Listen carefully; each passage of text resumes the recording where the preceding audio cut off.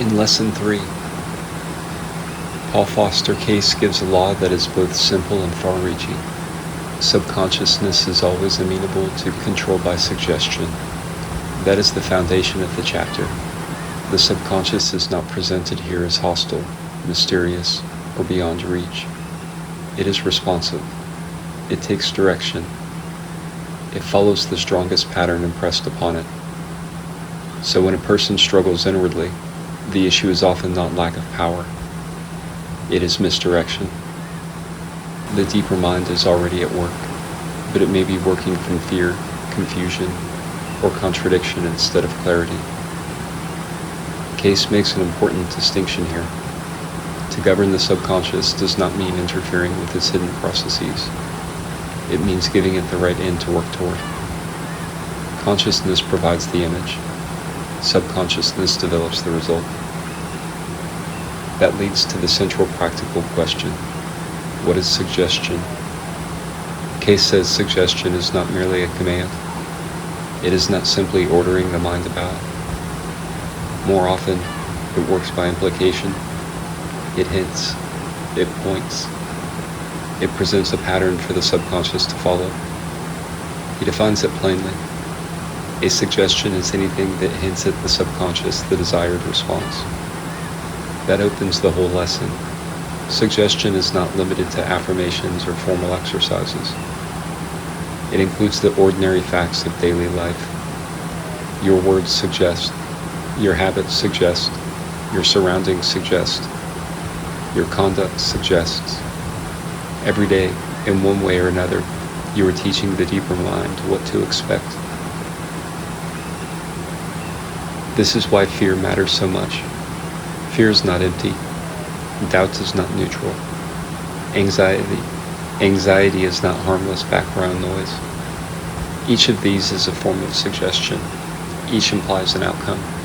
And once that implication takes root, the subconscious begins moving in that direction as faithfully as it would move towards something better. So the question is not whether suggestion is happening. It is always happening. The real question is what you are suggesting. Case then sharpens the lesson even further. He says people have been influencing subconsciousness by suggestion all their lives, mostly without realizing it. That means success or failure in this work depends less on rare moments of effort and more on the general pattern of one's life. A person may speak of health while living in neglect. A person may speak of success while reinforcing disorder. A person may ask for peace while feeding agitation from morning to night.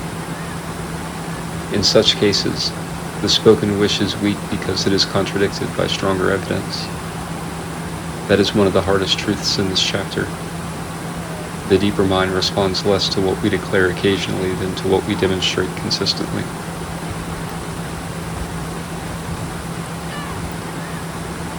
Case puts it in a sentence worth remembering. What you do and think all day long is recorded in subconsciousness. That brings occult practice down to earth. It means the real work is not confined to ritual or meditation. Those may help, but they do not stand alone. The stronger influence is the repeated pattern of thought, behavior, and condition. So Case turns to practical discipline. If you would build health, then give the body the materials of health: food, water, air, and light. If you would impress order, then let order appear in your environment, your clothing, your room, your place of sleep, your place of work. These are not minor matters. They are steady impressions, repeated day after day. They suggest a standard, and the subconscious receives that standard continuously. This is one of the most valuable corrections in the lesson. It removes the temptation to think of occultism as something separate from ordinary life. Case shows that ordinary life is the workshop, the body, the home, the habits, the atmosphere around you. These are all part of the practice. Order suggests order. Neglect suggests neglect. And whatever suggestion is repeated most steadily begins to shape the result. That is the lesson. To govern suggestion is to become aware of what you are impressing upon the deeper mind, not once in a while, but continually. It is to stop giving mixed signals. It is to align thought, conduct, and condition with the end you actually seek. Because subconsciousness is always listening, and it is always building from the pattern it receives. That is lesson 3.